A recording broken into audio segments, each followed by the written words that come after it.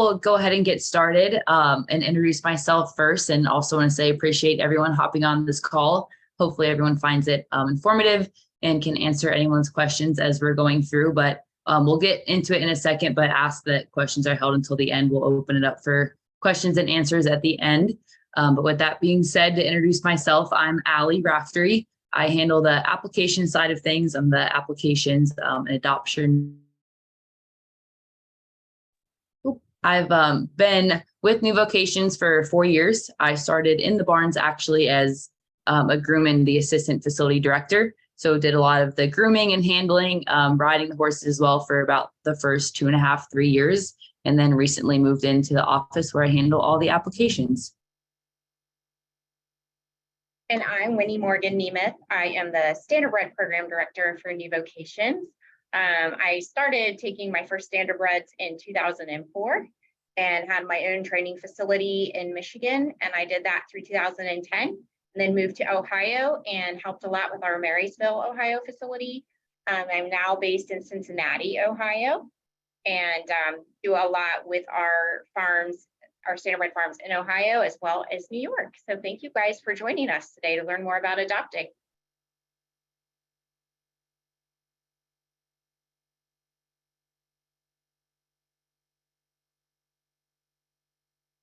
So this call is for new potential adopters that are interested in adopting a horse, whether it be a Standardbred or a Thoroughbred, through New Vocations.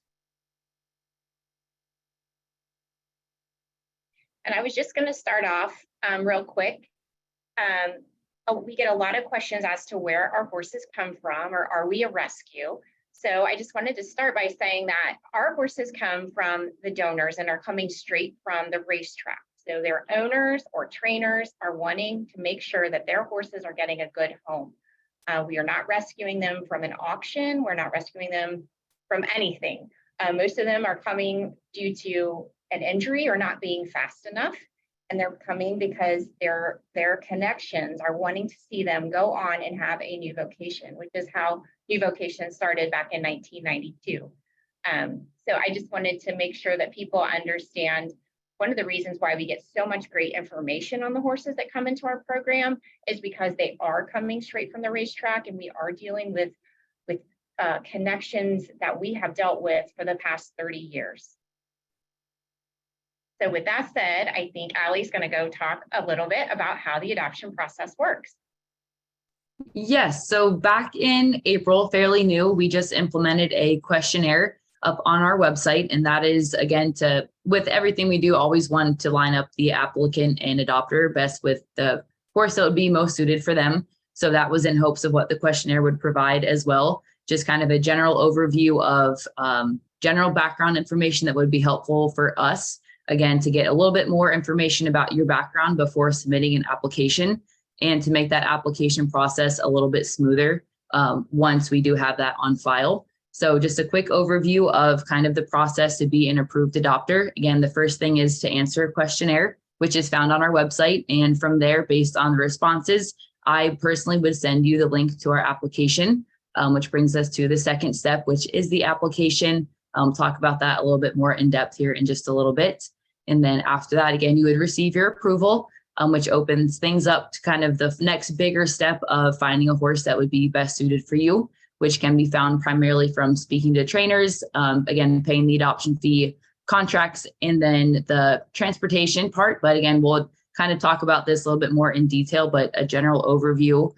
First big 2 steps would be to answer the questionnaire and then submit an application.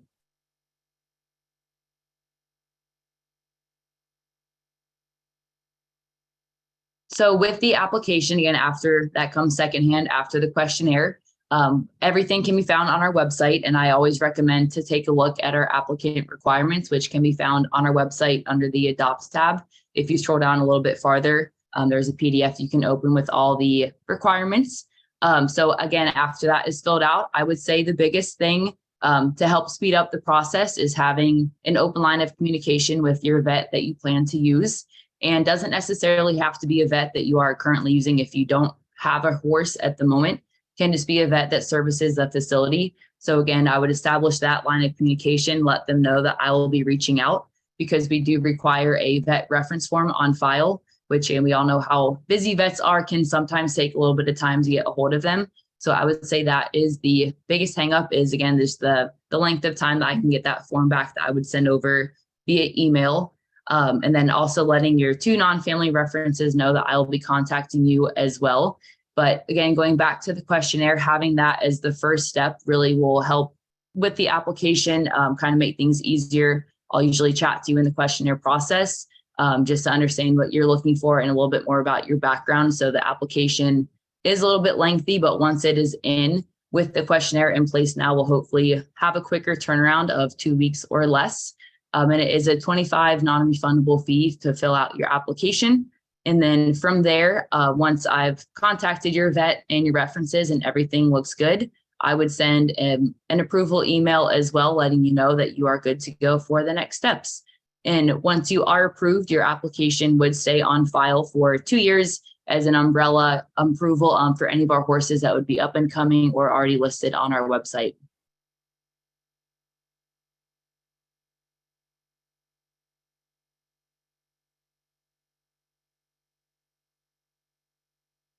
And then after, again, if all things are going well and you do receive your email of approval, the next step would be to speak to a trainer, which this can be a little finicky. Our trainers wear multiple hats, so they are also trainers at our facilities, but most likely they're also training their other students at their barns, have lots of other things going on.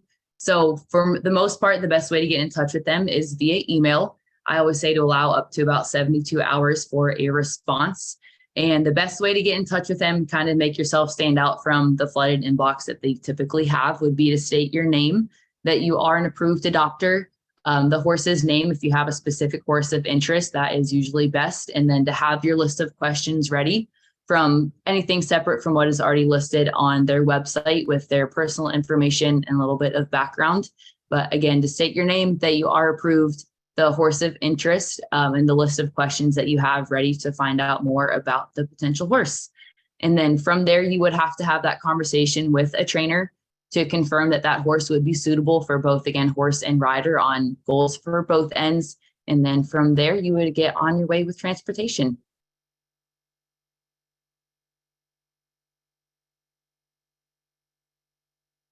Which I believe will pass it off to Wendy to talk a little bit more about contracts, but again, touched on transportation, which again can be found under our Adopt tab.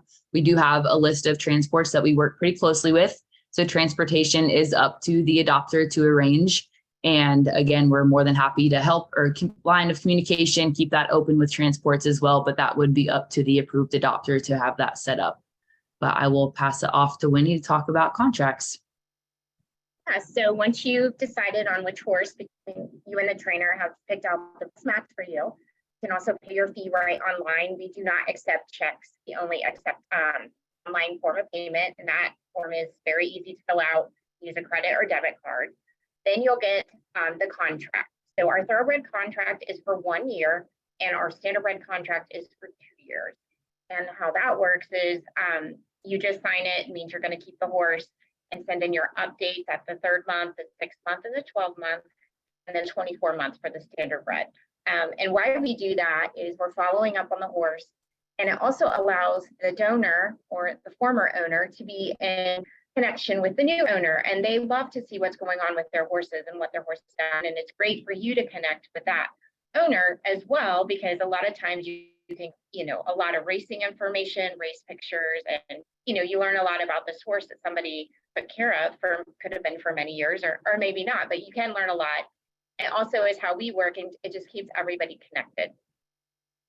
Allie did cover the list of transporters. So you do have 7 days from the time you sign that contract to get your horse picked up. If it's longer than 7 days, then you will be responsible for paying board. And the board is different at each one of our facilities. So I'm not going to list what that might be, but the trainer can tell you what that is. And again, your fees would need to be paid online before the horse leaves. A health certificate is required for the horse to ship, and our trainers will help take care of that. Again, that's something that you'd be responsible for paying for. You do get a go home packet with your horse, and that could just be, is their Coggins, their health certificate, and usually their racing record, or any information that we might have been given, such as vaccinations, when they were wormed, when they were reset, or if they have shoes or not, that kind of thing.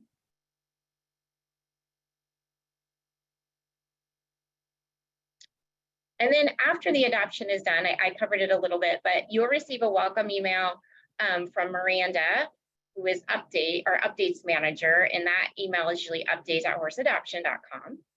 So basically, it's like a thank you so much for adopting horse from New Vocation.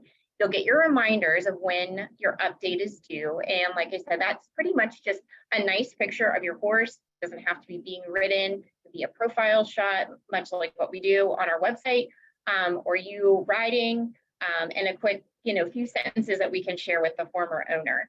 And we do send those, like I said, those updates are sent out to the horse donor, which is why we do like to have a nice letter and a nice photo of the horse. Adopters are placed on our mailing list. So you will be getting newsletters and solicitation e-news, that kind of thing. You can always opt out of that. You don't have to be a part of that if you don't want to. And then we encourage our adopters with thoroughbreds to participate in our New Vocations charity horse show. And also we have a great Facebook group for New Vocations Retired Racehorse Network. And that's for all adopters and just horse enthusiasts that love following retired racehorses. And it's a great way to connect with adopters. It's also a great place to post questions that you might have post-adoption in case the trainer you got the horse from isn't available, maybe right on the spot to answer your question. You'll find that community is really great to network with and bounce all kinds of ideas or just share your success stories there.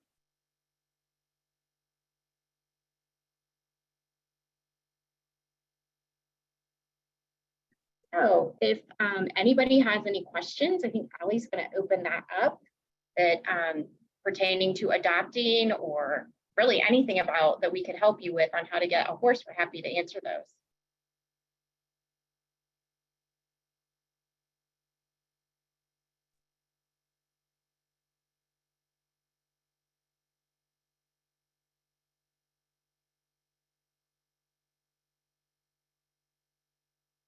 So I just saw Leah's question about, is there a way to renew an application after the initial 2 years, or do we fill out a new application?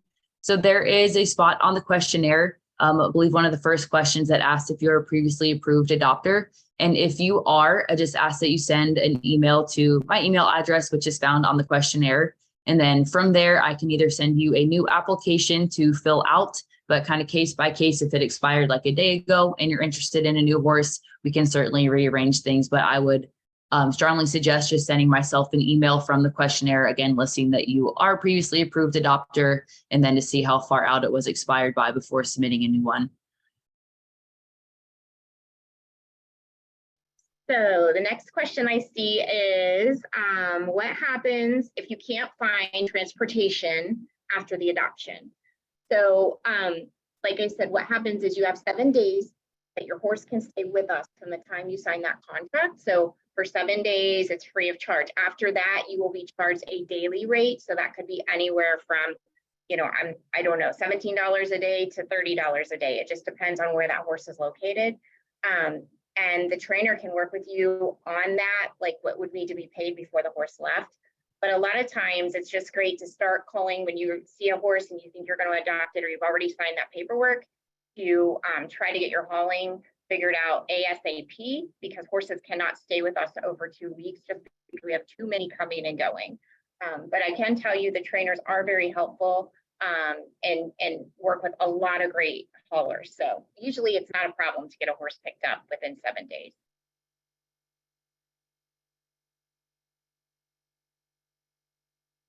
Then the next question, is it possible to meet a horse before deciding? So if you are an approved adopter, you are more than welcome to set up an in-person appointment with the trainer, but that again has to be confirmed with that trainer. And I do know it is usually easiest and very strongly recommended to already have a horse of interest that you are coming to see. Just circling back to how busy our trainers are, they unfortunately don't have endless hours in the day to kind of open up their whole barn to come see horses who are available. So it is always best, I would say, to have about 1 or 2 horses in mind and have about an hour where you are more than welcome to come see the horse being tacked up, brought in from the field, groomed, ridden, are more than welcome to ask the riders to do anything that is reasonable, of course.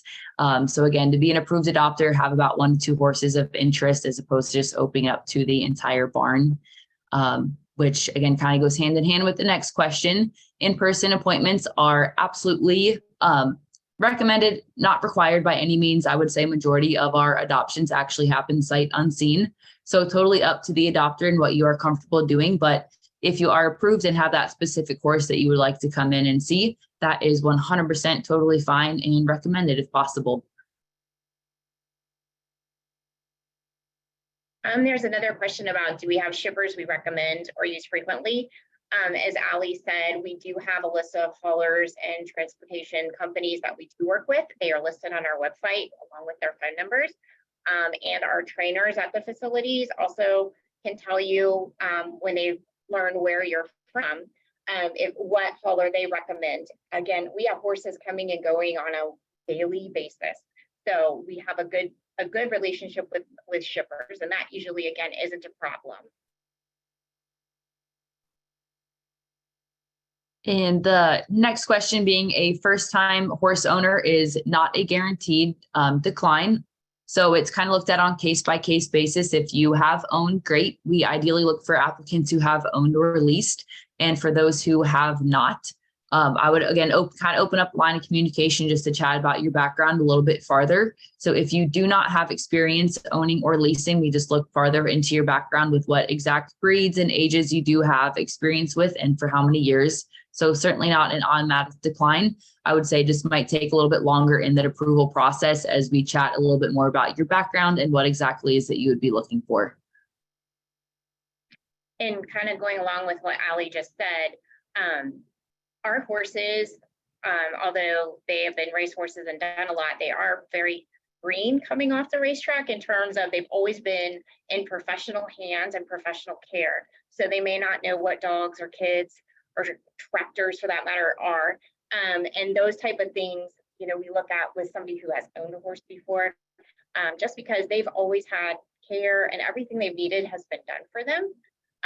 But again, it is a case by case. And if you lease for possibly a year, have a trainer again, but we're open to looking at that.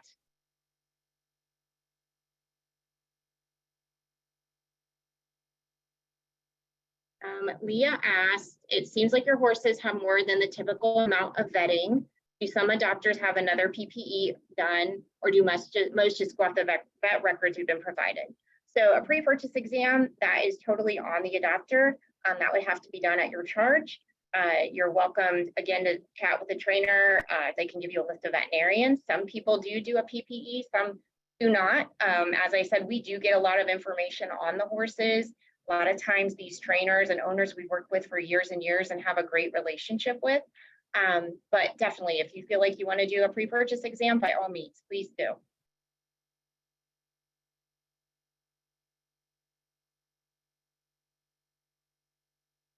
And Heather asked, do you help match adopters with horses if we aren't sure which horse would be the best fit? And I would say, yes, absolutely. Our trainers love chatting with adopters about what they're looking for. However, going back to what I said a little bit ago, it is best to reach out to a trainer with a specific horse of interest first. And then based off of that conversation, if that horse would be a fit, great, can move forward if that is all working out. But if not, that would, I would assume, have a conversation further with the trainer about what you are looking for, just to kind of put a bug in their ear about what your goals and expectations would be and your background. But with that being said, again, our trainers receive hundreds of emails from adopters, some who are approved and some aren't. So while you would chat with them and remind them kind of what you're looking for, they do have an influx of inquiries. So it is mostly on the adopter to kind of keep an eye on our social media, whether that be Facebook, Instagram, YouTube, our website, of course, for any horses that would come up, and to read their descriptions and see if that would pique your interest, and then reach out to a trainer. I would always advise is the best route. Again, just because our trainers wear so many different hats, and unfortunately can't really keep everyone straight in what they're looking for. Yes, with what Ali said, sometimes I think people would be amazed at, we post a horse and that trainer could possibly get over 100 emails on one particular horse. And as Ali mentioned, our trainers do work for New Vocations, but they also do other jobs. So it's always great to put as much information in that email as you can, so that they know which horse you're asking about, that kind of thing. But they get a lot of emails on just one particular horse, and we're usually posting a couple a day of new horses. Kelly asked, how long does it take to hear back from the questionnaire? Ali, do you want to answer that? Would love to. I try to get back within the day. I don't work weekends. I will occasionally check my computer, but I would say within the day, you should hear back a response of whether it's submitting an application or chatting a little bit further about what you're looking for in your background. I will say, I will send an email, and will say that sometimes those emails do go right to spam. And that is for that entire line of communication. So from this questionnaire all the way to an approval, those emails unfortunately do go right to spam, sometimes, not always. So always recommend checking your spam folder and your inbox, but I always shoot to get back to applicants within the day.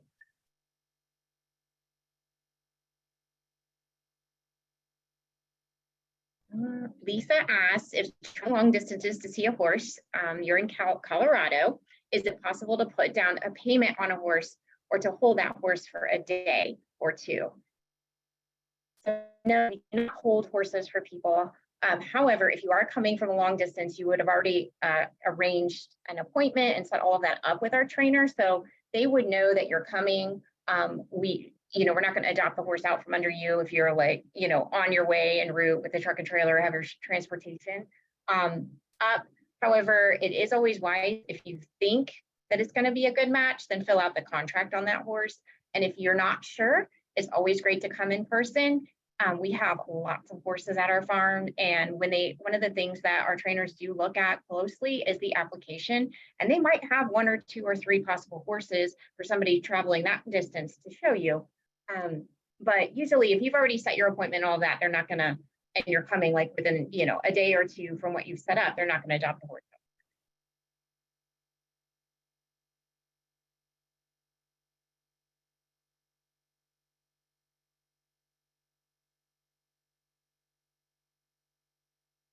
So the next question is, where is your farm? Just a general area. So we have multiple locations. We have a farm in Lexington, Kentucky, down in Florida, Louisiana. We have a few facilities in Ohio, New York, and Pennsylvania. And just to go off that, we do at New Vocations, we have standardbreds and thoroughbreds. So we only do those 2 breeds of retired racehorses.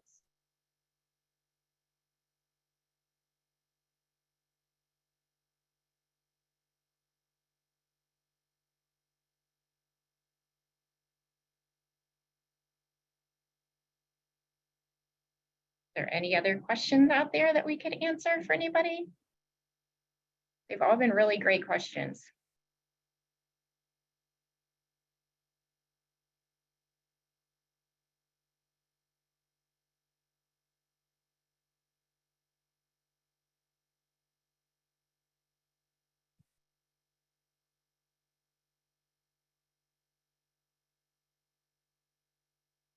Ali Jones. Oh, wait, it looks like one more has popped in. Okay. It says, do trainers ever take extra pictures if related to a specific question? Yes, but if they have time and they know how serious you are, they can certainly take an extra picture or another photo, or possibly they have time, get a video for you specifically if they feel like it's a good match. People are more than happy to do that. I know a few of our trainers have even done FaceTime calls and set those up with potential adopters. So that's always a nice thing and kind of helps. Again, you kind of see the horse if you can't get there to see the horse. Laura Kurtzman, that's at Hamilton, does that quite often, as does Bridget Holleran, who does our Richmond facility. And those are 2 standardbred farms.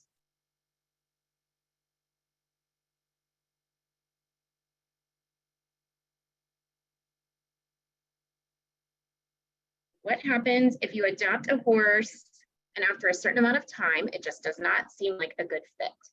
So that is a great question. We do have a return policy, which we have in place any adopted horse through Vocations can always come back to New Vocations.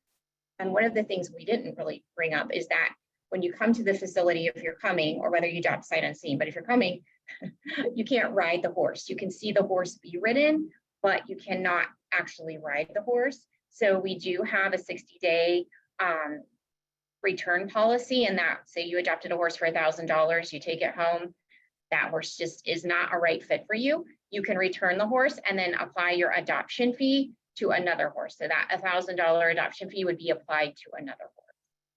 But we're really trying to make sure that the matches work well. And you know, New Vocations has been around for over 30 years, and I feel that our trainers have a great skill gift in matching people with the right horse. But certainly doesn't happen all the time, and we do have returns that can come back, and you know, it just isn't always the right fit, but a lot of times it is.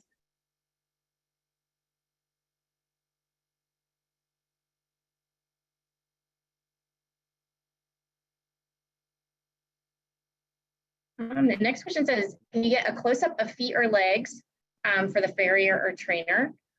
Certainly, again, if that's what you're looking for, that's an easy picture to take. They could, you know, text that to you. Again, you'd want to be approved already, and make sure, you know, that you're fairly interested in the horse, because they don't have time to take those types of photos of 30 horses in the barn. But certainly, again, that's kind of trainer specific, but most of the time they're more than happy to do that. And another good question. So I think you mentioned that if you are sure you want a horse, go ahead and fill out the contract. Can you do that before speaking with the trainer if you are an approved adopter, or do you need to talk or email with the trainer first? And then if they think it is a good match, fill out the contract. So great question. And absolutely, when in doubt, always talk to the trainer to confirm. So it is a good match for the trainer agrees, and so does the adopter. So always have that initial conversation with the trainer so that they agree before doing any sort of paperwork or anything of that sort.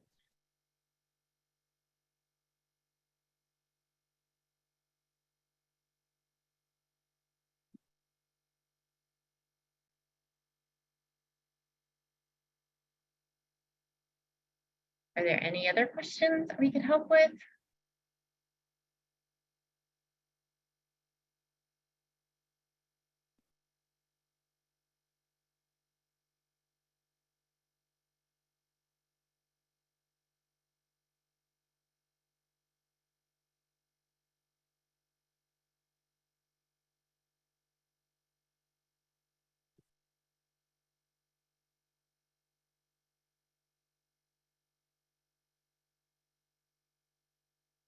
Well, if there are no other questions, we are so thankful for you guys hopping on and just kind of learning the process of how we move our adoption process along. So if you guys have any other questions that you might think of, you can definitely reach out to New Vocations via either social media or email or anything like that, and we will gladly answer any questions that you may have. But yeah, thank you guys so much. And if you guys want to go back through and rewatch this, or read any of the questions and listen to the answers, goodness, we will be posting this on our social media afterwards. So yeah, we thank you guys again for coming out. Yeah, thank you guys so much. And I hope we can help you guys get a horse. Yep, likewise. And again, any questions come up, feel free to reach out like Ali said, or shoot myself an email. Always happy to help where I can.